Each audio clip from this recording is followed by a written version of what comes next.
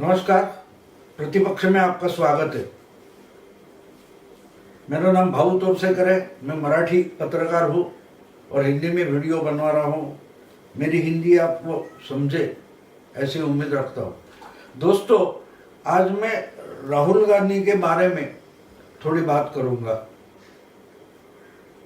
पिछले 1-2 महीने से मैं देख रहा हूँ और जैसे जैसे 5 राज्य विधानसभा के चुनाव नजदीक आ रहे हैं, तब से राहुल गांधी डेस्परेट होते जा रहे हैं।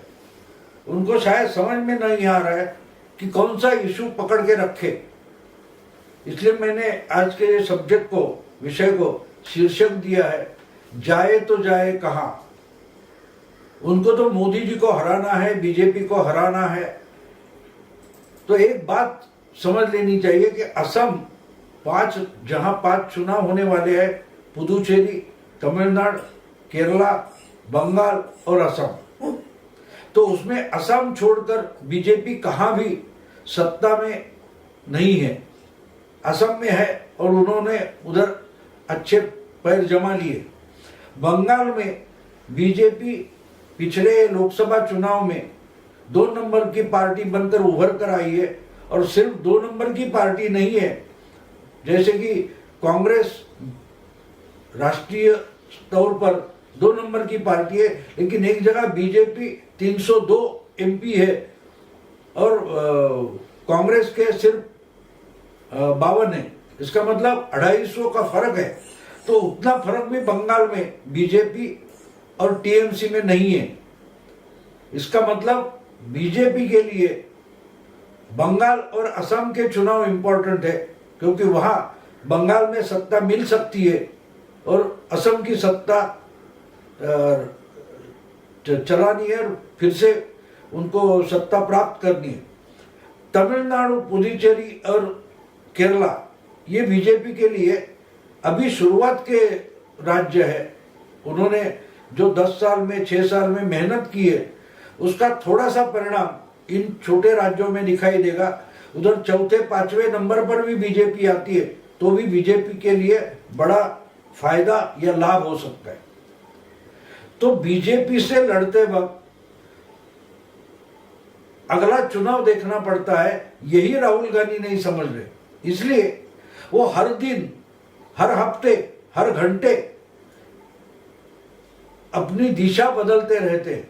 आपको याद होगा कि पंजाब का किसान आंदोलन अगस्त अक्टूबर में वगैरह शुरू हुआ था या शरद, लेकिन बीच में राहुल गांधी उठकर हाथरस चले गए प्रियंका को साथ लेके, और हाथरस पर उन्होंने इतना बवाल मचाया कि पंजाब में शुरू हुआ आंदोलन, किसान आंदोलन 2 महीने पीछे हट गया और फिर दिल्ली में आके शुरू हो गया। तो हाथरस क्यों जाए, अभी किसान आंदोलन पर टिके रहे, ये राहुल गांधी तय नहीं कर पाए। और फिर जाके हर बार होता, अभी देखिए किसान आंदोलन उन्होंने जोरों से शोरों से चलाया और मैं आपके लिए लड़ूंगा वगैरह बातें की और उठकर इटाली चले गए थे छुट्टी के लिए, क्रिसमस की छुट्टी के लिए। तो ये इनकी आदत है, बीच में उठेंगे निकल जाएंगे। पार्लियामेंट शुरू होगा तो पार्लियामेंट में हाजिर नहीं होंगे। तो इनका ये सवाल ये हो गया है कि जाए तो जाए कहां, कौन सा इशू ले और उस पर टिके रहे। ये जब राहुल गांधी को पता नहीं चल रहा है तो हालत बुरी हो जाती है। अब देखिए कि जिन राज्यों में चुनाव है, इसके लिए चेन्नई है, असम है, बंगाल है, वहां राहुल गांधी जा रहे, लेकिन राहुल गांधी पुदुचेरी भी जाने वाले थे और उसी दिन उनकी जो सरकार है उस पर ही सवालिया निशान लग गया, क्योंकि एक के बाद एक उनके 4 एमएलए ने अपने पद से इस्तीफा दे दिया, सभापति को दे दिया, और सरकार जो बिल्कुल थीन मेजॉरिटी में थी वो गड़बड़ में आ गई। और राहुल गांधी जिस दिन जाने वाले थे उसी दिन वहां एक तमाशा शुरू हो गया। तो ये क्यों हुआ? अगर राहुल गांधी ठीक ढंग से अपनी पार्टी चला लेते तो ये समस्या पैदा नहीं होगी। लेकिन राहुल गांधी को पार्टी चलाने का मतलब पता नहीं, वो गड़बड़ करते रहते, अब ये करेंगे, थोड़ी देर में वो करेंगे, और क्या करेंगे उनको खुद को पता नहीं होता। इसलिए पूरी जो पार्टी है, अब देखिए कि राहुल गांधी बोलेंगे तो उनको डिफेंड करना है, राहुल गांधी कर रहे वो सही कैसा है वही बताना है, इसके लिए पार्टी चलती है। पार्टी अपने लिए नहीं चलती। मतलब ऐसा है कि अगर आपको बंगाल में चुनाव जीतने हैं, असम में चुनाव जीतने हैं, तमिलनाडु में कुछ करना है, केरला में सत्ता फिर से प्राप्त करनी है, तो आपको क्या करना चाहिए, इसकी स्ट्रेटेजी पहले से बनी हुई होनी चाहिए। और जब स्ट्रेटेजी, रणनीति पहले से बनती है तो एक के बाद एक जो सिचुएशन आ जाती है उसमें आप खुद को इवॉल्व करते जाते हैं और उस ढंग से काम करते हैं, उसका लाभ पार्टी को मिलता है। लेकिन मजे की बात यह है कि ना राहुल गांधी को पता है कि पार्टी कहां लेके जानी है, और वो जो करते हैं उसको डिफेंड करते करते पूरी कांग्रेस पार्टी भूल गई है कि उसको क्या करना चाहिए। क्योंकि पार्टी को पूरी टाइम कोई अध्यक्ष भी नहीं है, और इसलिए पूरी कांग्रेस की स्थिति ये हो गई है कि उनको पता नहीं चल रहा है कि जाए तो जाए कहां। महाराष्ट्र में देखिए, बीच में मुंबई कांग्रेस के लिए नया अध्यक्ष नियुक्त किया गया, भाई जगताप, इनको अध्यक्ष चुना गया, नियुक्त किया गया, और उन्होंने पहले दिन बोल दिया कि हम अकेले के बलबूते पर, अपने दम पर मुंबई म्युनिसिपल कॉर्पोरेशन के चुनाव लड़ेंगे। बीच में जो महाराष्ट्र विधानसभा के सभापति थे नाना पटोले, उनको रिजाइन करके प्रदेश का अध्यक्ष बनाया गया। इससे अब महाराष्ट्र में जो 3 पार्टी की सत्ता है उसमें बड़ा बवाल खड़ा हो गया कि अभी नया अध्यक्ष, विधानसभा का अध्यक्ष चुनना पड़ेगा, और इसके लिए फिर से एक बार समझो मेजॉरिटी दिखानी पड़ेगी। अगर 3 पार्टियों में चलबिचल है, गड़बड़ है, तो बीजेपी उसमें कुछ और गड़बड़ का छेद देना की कोशिश करेगी, तो उसके लिए अवसर कांग्रेस ने पैदा करके दी थी। अब क्यों कर दिया? क्योंकि कांग्रेस को, दिल्ली की जो कांग्रेस के हाईकमान है या तो महाराष्ट्र में जो पार्टी है, उनको पता नहीं कि हम क्या करें पार्टी बनकर, क्योंकि पार्टी को कोई नेता नहीं है, पार्टी का कोई अध्यक्ष नहीं है, पार्टी के लिए कोई क्या बोले उसको, रणनीति नहीं है। तो जाए कहां, ये कांग्रेस की सबसे बड़ी समस्या बन गई है, और उससे कांग्रेस पार्टी निकल नहीं पा रही। अच्छा, अगर आप बोलो कि भैया रोज आपकी रणनीति मत बदलो, एक विषय पर टिके रहो। बीच में किसान आंदोलन पकड़े थे, अब कुछ दिन हो गए राहुल गांधी ने चाइना का सब्जेक्ट पकड़ लिया है, लद्दाख में हमारी जमीन दे दी। अब दुनिया देख रही है, दुनिया चर्चा कर रही है कि ये कैसे हुआ। चीन जैसा बड़ा भारी देश जो लद्दाख में अपनी सेना लाकर 8 महीने से बैठा था, उन्होंने इंफ्रास्ट्रक्चर खड़ा किया था, उससे वो चाइना अपनी सेना पीछे ले रहा है। जो इंफ्रास्ट्रक्चर बनाया था वो तोड़ मरोड़ कर फेंक रहा है। ये किसके दबाव में हो गया? चाइना जैसा देश अपनी सेना पीछे क्यों ले रहा है, इस पर दुनिया चर्चा कर रही है। अपना जो जमीन पर बैठे थे चीनी सैनिक जवान, वो पीछे हट रहे, इस पर दुनिया चर्चा करती है, और राहुल गांधी बोल रहे कि हमारी जमीन चाइना को दे दी। अरे अगर दे दी है तो चाइना पीछे क्यों हट रहा है, और दुनिया में इसके चर्चे क्यों है? लेकिन ये जो सत्य स्थिति है उसकी तरफ मुड़कर भी राहुल गांधी देख नहीं रहे। वो अपने कल्पना में मशगूल है कि मोदी ने चाइना को जमीन दे दी। अब राहुल गांधी इस पर बोलते हैं तो बाकी हर कांग्रेस वाले को उसी पर बोलना पड़ता है। और देखिए, एंथोनी नाम के जो पूर्व रक्षा मंत्री है, जिन्होंने 2013 में पार्लियामेंट में कबूल किया था कि बहुत साल से चाइना अपना इंफ्रास्ट्रक्चर बना रहा है, और अगर हम कुछ करने जाए तो चाइना एग्रेसिव हो जाएगा, इसलिए हमने इंफ्रास्ट्रक्चर बनाया नहीं था, लेकिन कुछ कोशिश कर रहे।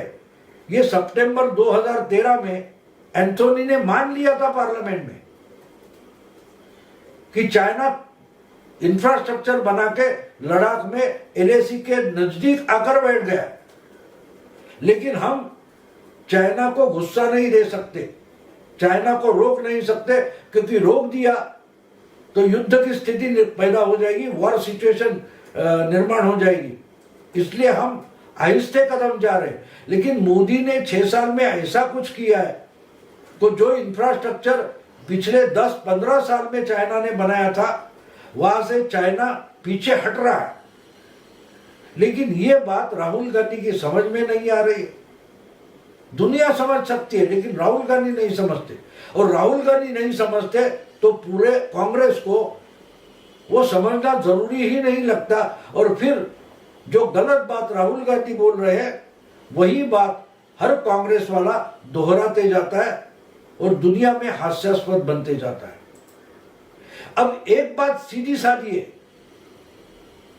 कि ये कांग्रेस वालों को भी समझ में आता है, गुलाम नबी आजाद को समझ में आता है, आनंद शर्मा को समझ में आता है, कपिल सिब्बल को भी समझ में आता है। लेकिन अगर बोलेंगे सच्चाई तो पार्टी में बदनाम हो जाएंगे, पार्टी से हटाए जाएंगे। इसलिए उनको कितनी भी गलत बात राहुल गांधी करे तो भी उसी लाइन को पकड़कर बात करनी पड़ती है, और ये मजाक का विषय बन जाते हैं। इसलिए मैं बोल रहा हूं कि कांग्रेस की हालत ऐसी है, कांग्रेस वालों की हालत ऐसी है कि जाए तो जाए कहां, किस दिशा में जाए कि लोग हमको पसंद करें। लेकिन उससे कांग्रेस उभर नहीं रही है, और उभरने के लिए जो करना चाहिए वो तो इनको करना नहीं है, पार्टी की संगठना बनानी चाहिए। राहुल गांधी ट्विटर पर अटके बैठे और रोज ट्विटर पर कोई नई बात करते। पिछले कुछ दिन हम महीना भर हम देख रहे थे कि वो किसान आंदोलन को पकड़ कर बैठे थे। अब वो क्या बोलते हैं उसको, लद्दाख पर बोल रहे। बीच में असम में गए थे, गुजरात में गए थे, और गुजरात में राहुल गांधी ने कहा, राजस्थान में और गुजरात में, और कहा कि किसान ने खेती का जो बिजनेस है वो 40 लाख करोड़ का है। देखिए कितना है कि खेत में जो उपज होती है उसका बिजनेस 40 लाख करोड़ का है। ऐसे एक दिन 13 फरवरी को बात है कि राजस्थान में राहुल गांधी बोलते कि ये 40 लाख करोड़ का बिजनेस है, और दूसरे दिन असम में जाते और बोलते कि खेती की जो उपज है उसका बिजनेस 80 लाख करोड़ है।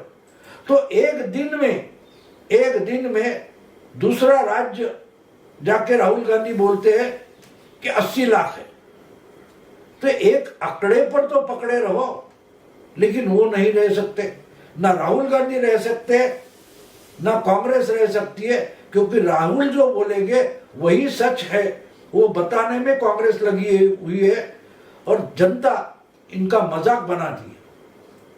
लेकिन बेचारे कांग्रेस वाले की हालत ऐसी है कि जाए तो कहां जाए ये उनको पता नहीं। उनका जो लीडर बना बैठा है, जो पार्टी का अध्यक्ष भी नहीं है, उसको भी पता नहीं कि जाए तो जाए कहां, लद्दाख जाए या किसान आंदोलन में जाए या हाथरस उन्नाव में कहीं बलात्कार होता है वहां चले जाए, कहां जाए। ऐसी हालत में जब राहुल गांधी पुदुचेरी पहुंचते हैं तो वहां ही उनकी सरकार समस्या में घिरी हुई मिल जाती है। अच्छा, वहां भी कोई एक मछुआरी औरत थी, वो जोर जोर से तमिल भाषा में कुछ बोल रही थी। तो ये औरत पूछ रही थी कि जब ये जो तूफान आया था और हमारे मछुआरे डूब गए थे, तब ये कहां थे, राहुल गांधी और चीफ मिनिस्टर कहां थे, ये पुदुचेरी की एक महिला पूछ रही है। लेकिन राहुल गांधी को समझ नहीं रहा, तो जो उनके जो नारायण स्वामी नाम के चीफ मिनिस्टर है, वो गलत ट्रांसलेट करके बोलते हैं कि मैं कैसे आया था उसका गुणगान कर रही है और वो पकड़े जाते। तो ये बार बार कांग्रेस की और कांग्रेस वालों की किरकिरी हो जा रही है। इसका कारण एक ही है दोस्तों, कि इनको पता नहीं चल रहा है, इनके नेता को पता नहीं चल रहा है कि कौन सा इशू ले ले, किस दिशा में चले, जाए तो जाए कहां। दोस्तों, अगर ये वीडियो आपको पसंद आया तो लाइक करें, शेयर करें, अपने दोस्तों को फॉरवर्ड करें। प्रतिपक्ष इसी ढंग से अलग अलग पहलू आपके सामने लाता है, उसको सब्सक्राइब करें। नमस्कार।